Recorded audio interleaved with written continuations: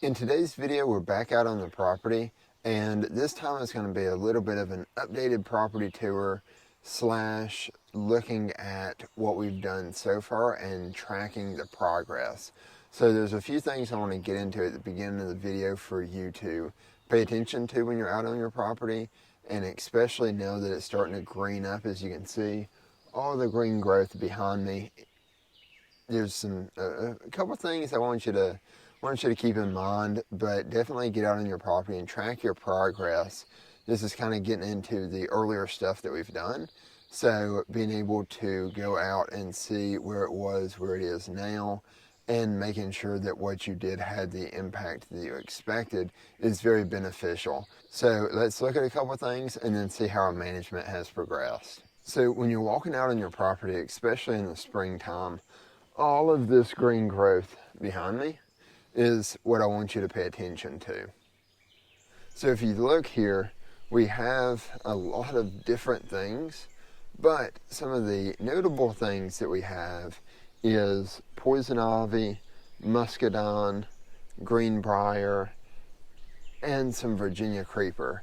So let's look at how to differentiate those to make sure you're not touching the wrong thing. Now, just to recap what I have said in some other videos, one of the big things you want to avoid is the poison ivy, because if it touches you, if the oils get on you, they can cause an allergic reaction that is not going to kill you, but you're going to itch really bad for a while. So it's best to avoid those. But there's other look-alike plants that aren't necessarily that bad. So understanding what everything is out there is important. So let's look at a few identifying things on the poison ivy specifically. So I found a few spots with some poison ivy. So let's look at how we identify poison ivy compared to a few of the other species out here.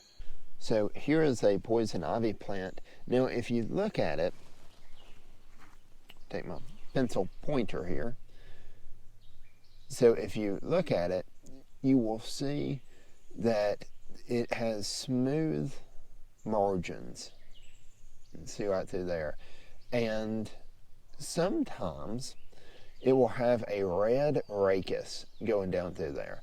Now, I've heard some people say that that is an identifying feature, but depending on what you're looking at, it may not be. So this is poison ivy, but it does not have the red rachis. I still wouldn't want to touch it though. So pay attention to the smooth margins, and then sometimes they will have this little lobe coming off the side here, but again, sometimes they won't. So never get caught up in, if it doesn't have one identifying feature, that's not it. Make sure to just learn how to identify the plant in a few different settings and it looking a few different ways, because let's look at some other plants that may look similar. So here we have a blackberry. Now we have to pay attention because there is stuff growing in between here. So that is poison ivy. This is blackberry. Now a few of the differences. One, if you look down here, you can see the serrated margins on the leaf, whereas your poison ivy is going to have smooth margins. You can also see there's thorns along the stem. So poison ivy does not have thorns. That tells you this is not that. The other thing though is blackberry is going to grow on a it's kind of more of a stalky plant, whereas poison ivies are vines. So if you see a poison ivy vine, you know that's poison ivy. Now if you have Virginia creeper, we'll look at that. That will be a vine, but it'll have 5 leaflets instead of 3. So now here is our Virginia creeper, and you can see it has 5 leaflets.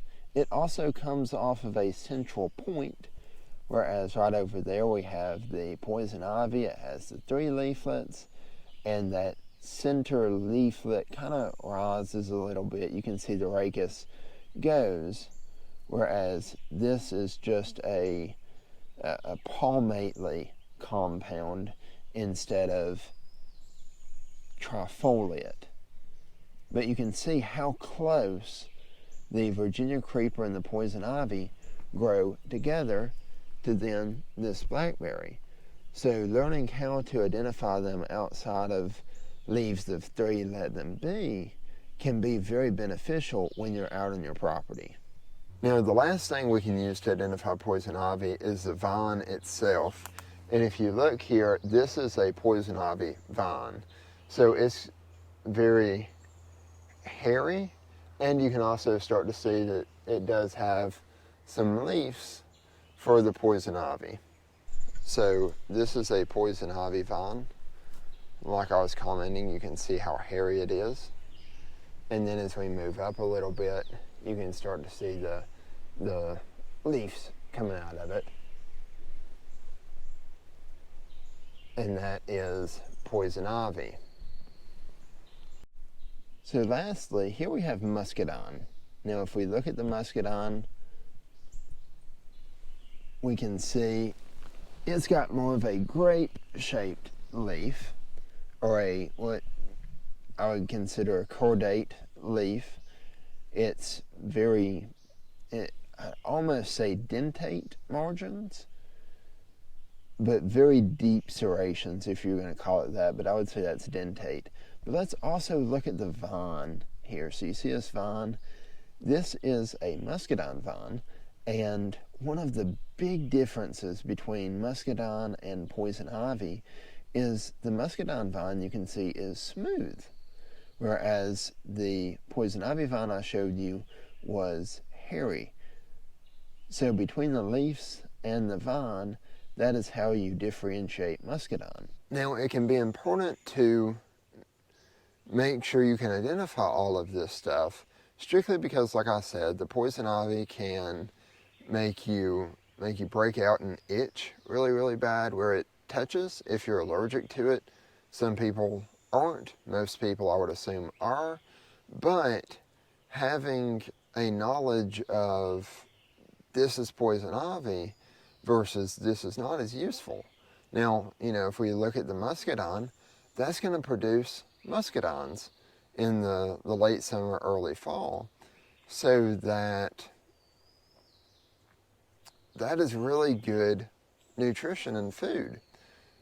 So understanding I can touch this vine, I can't touch this vine, can be very beneficial on your land. So make sure when you're out on it, pay attention to what's out there. Identify new plants. If you want to learn how to identify plants, I encourage you go back and watch our How to Identify Trees videos. We done a few different videos there.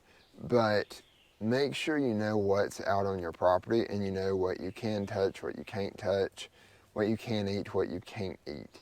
So let's now get into and let's look at some of the management that we've done and see how it's progressing. Getting back into the management side of it, we're now back at some of the last sourwood seedlings I planted that you saw in the oak restoration video or oak savanna restoration video.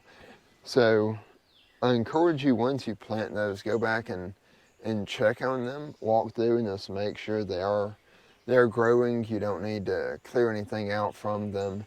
And just to see, it's so rewarding seeing your management actually take shape and start producing stuff. So let's look at a few of the sourwoods real quick.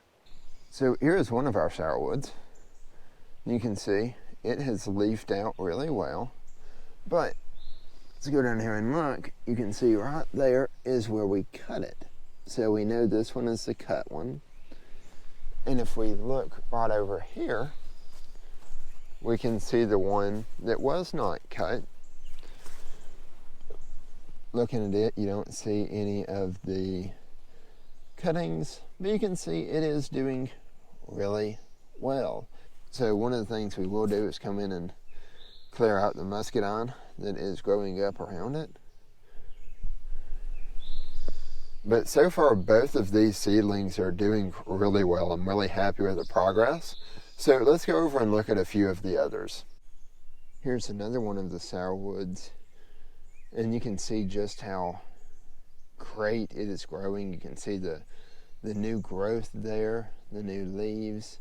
But look at how big these leaves are.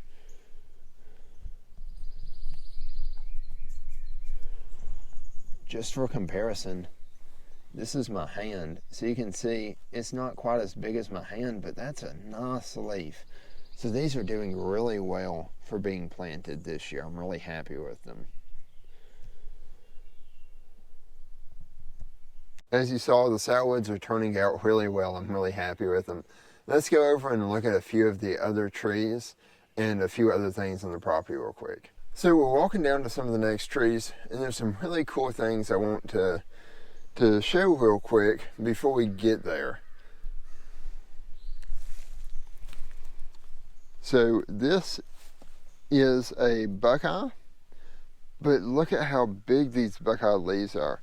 So again, this is my hand for reference. Look at how big that leaf is. It's awesome. So one of the things to note with this is that leaves in different areas, depending on, this is understory, it's trying to get as much sunlight as it can, so it has bigger leaves to capture that. So really young plants or understory plants will have different leaf sizes than your larger overstory plants might, even if it's the same species. And then speaking of bigger leaves, one of the really cool things about being out here during the summertime or during the spring, once everything starts greening up, is you get to learn that you have new species out on the property. So this right here is a big leaf magnolia, or as some call it, a cowcumber tree. That's what I grew up knowing it as, but technically it is a big leaf magnolia. It is in the magnolia family, so going from the tree ID videos, the same magnolia family things apply to this as would apply to the yellow poplar or the magnolia that we looked at.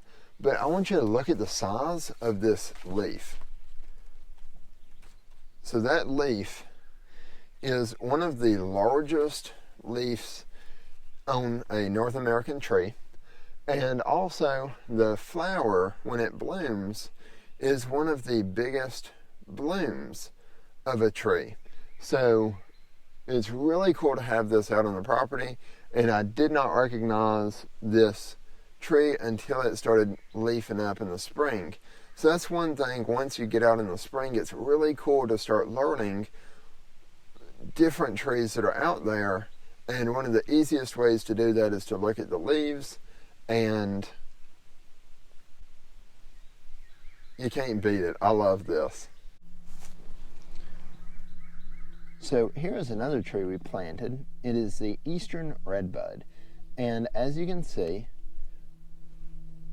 the top's not really doing that much, but down at the base, it's growing fairly well. All of these cordate leaves are of the eastern redbud, so it is coming out.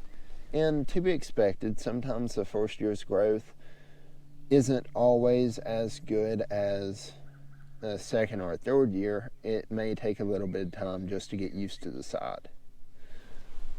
So with that, guys, thank you so much for watching. This has kind of been a tour of the upland oak stand. We got into a little bit of the ravine, but this is just getting back out on your property. You've started doing management. Now you want to start actually tracking it and watching your progress. That's one of the great things about management, is you get to see your progress through time, and you get to track what you're doing now and knowing that it is going to have an impact for a long time to come. The trees that we planted will be there for many years, so it's very rewarding to feel that when you're out on the property and actually see that progression take place. So I hope you enjoyed today's video. If you did, please like, comment down below some things you would like to see in future videos, and then comment if there's cool tree species out on your property, like we found that big leaf magnolia. Comment those and talk about some of the progress that you've seen in any of your management journey. I love reading that, and I love having the comments kind of take the channel where they want it to go and for the content that you as a viewer would like to see. So with that, guys, thank you so much for your support and thank you for watching. And until next time, happy management and God bless.